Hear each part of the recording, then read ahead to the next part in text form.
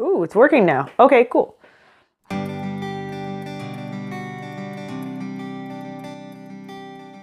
There's a reason why this video has taken me so long, and the reason is basically that I bit off more than I can chew.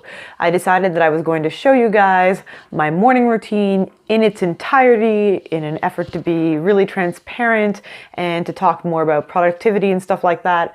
And the end result of that video was basically a whole lot of recording that needed a whole lot of editing, and it was just huge and overwhelming, and at the end I just decided to scrap it all. Anyway, I don't really have anything prepared, so I thought I would take you guys on a candle making adventure. So this is a special candle that I made for me, for my own personal use, and typically if you're in my family, if you're close to me, I'll make you a special candle too.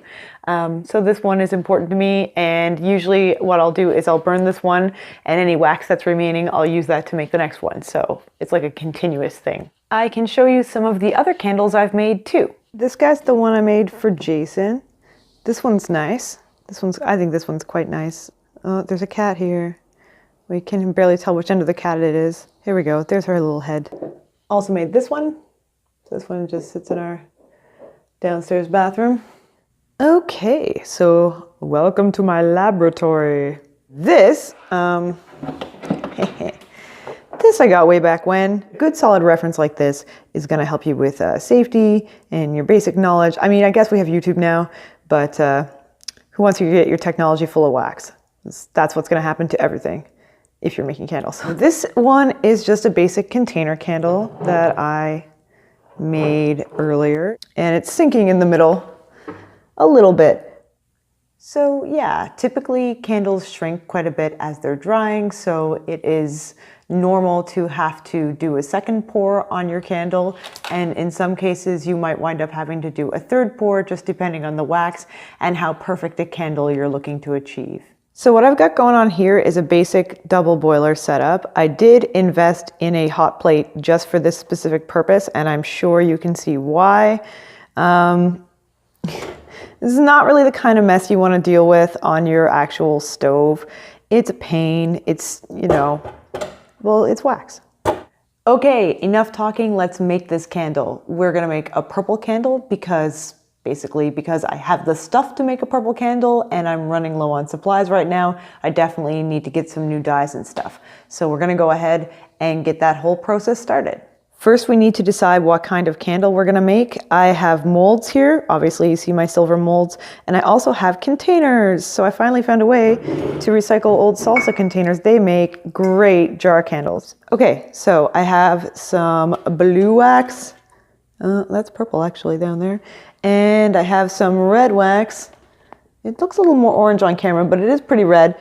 So the first thing we're going to do is we're going to get the wax out of the glass container. So we're going to get the red wax all melted and we're going to combine it with the other blue wax that I've got there. So the double boiler is on now and the wax is melting. It's going to take a while before the wax is melted. It's important though to always keep an eye on your double boiler. I would anticipate having to refill the double boiler a couple of times. Okay, let's talk about wicks. Let's talk about wick setup and how that differs depending on what kind of candle you're actually going to make. I invested in an actual roll of wicking, so this is just a rolled up piece of candle wicking.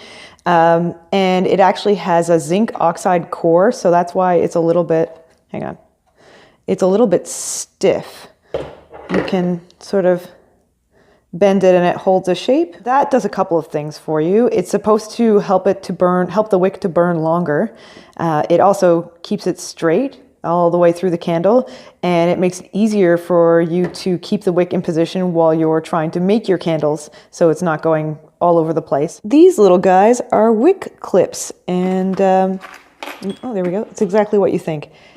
You feed your wick up through this hole, and you take a pair of pliers and you clip it closed. And this part you would sink into like a small basin or small layer of wax at the bottom of your candle, and then you have to leave it there. You have to kind of push it into the wax and let it get hard, let it set. Today we are not going to use a wick clip, and we are not going to have any need of weighting or anything like that. We're just going to use a basic candle mold, and that's the mold that would make those hexagon candles that you saw upstairs. So what I'm going to do now is I'm just going to feed this up through the metal mold And that's how we're gonna get our wick up through the middle of our candles. You might notice there's some blue residue around here. That is because of this stuff.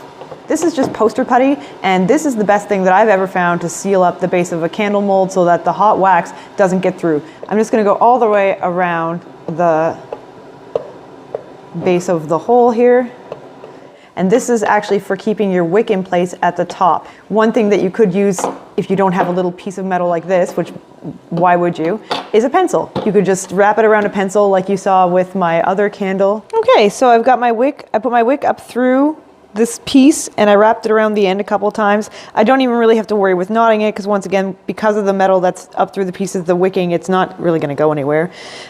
This piece of metal though, makes it pretty easy to center your wick. One thing that I forgot to mention is that it's a really good idea to double check your mold and make sure that there's no debris inside it and that there are no dents or anything, because of course a dented mold can mean that you're going to ruin your candle, and it can also make it really, really hard to get the candle out of the mold. Another thing that I do right now, once I've got the mold ready to go or pretty much ready to go, is I spray it with silicone mold release. This is the mold spray. So apparently this is food safe, but I am not gonna eat my candle anyway, so I'm not even gonna worry about it. Woo! Okay, so it's steamy here now. While everything's been going on, this is at a steady melt here now. I just dumped my red candle in on top of this blue wax, and that looks pretty nasty, I'm not even gonna lie. The nice thing about the candles is this debris will all sink to the bottom. So I'll try to pick that wick clip out there. I'll definitely do that. And here is our empty container, no more red wax. I would have to clean this a little bit, but definitely reusable for a nice big container candle. So our wax is here and it's all melted, but we're not quite sure what the color is going to look like. So let's drop it on some white paper and just get a look at what comes out.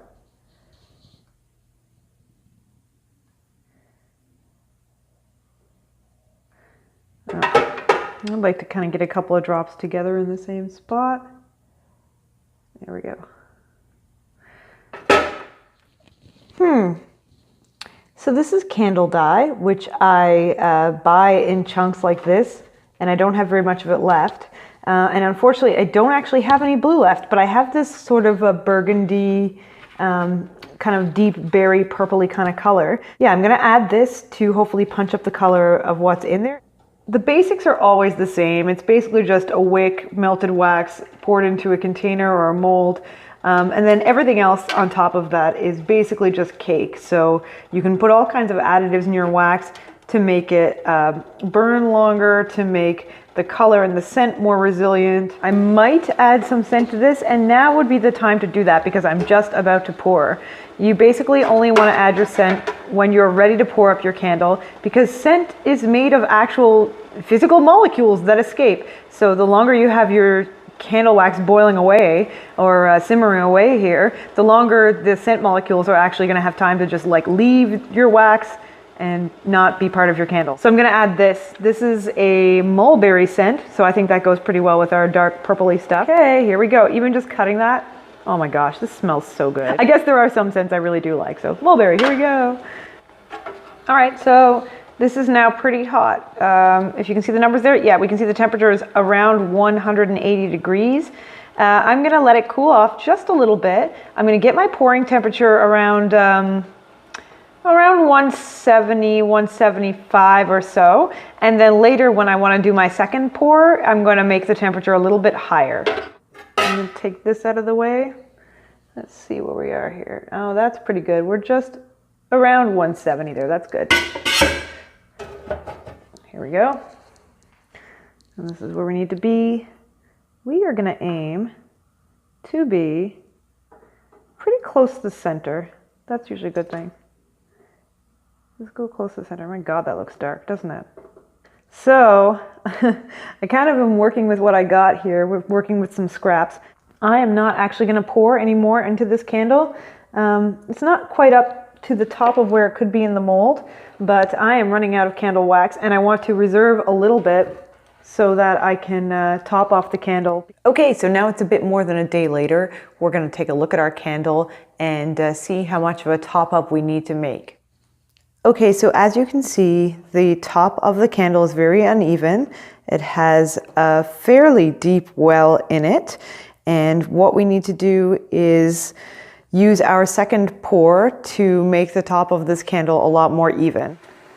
All right, so we're set up to do our final pour now. The temperature is up there pretty high, so it's close to 180 degrees right now.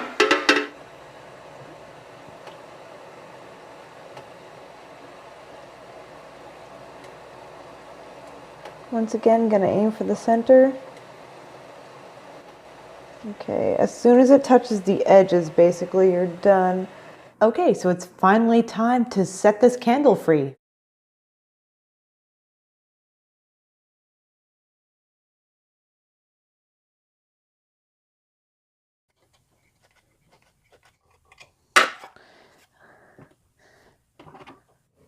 This looks pretty good. There's actually a really cool way to get weird edges like this out of your candle, and that is by using an old pair of tights. I think that's actually pretty good. I managed to buff out most of the flaws around the top edge there. I mean, it's never going to be totally perfect, but that's kind of the charm of a homemade candle. So thanks so much for joining me, and thanks so much for hanging out with me while I make my purple candle.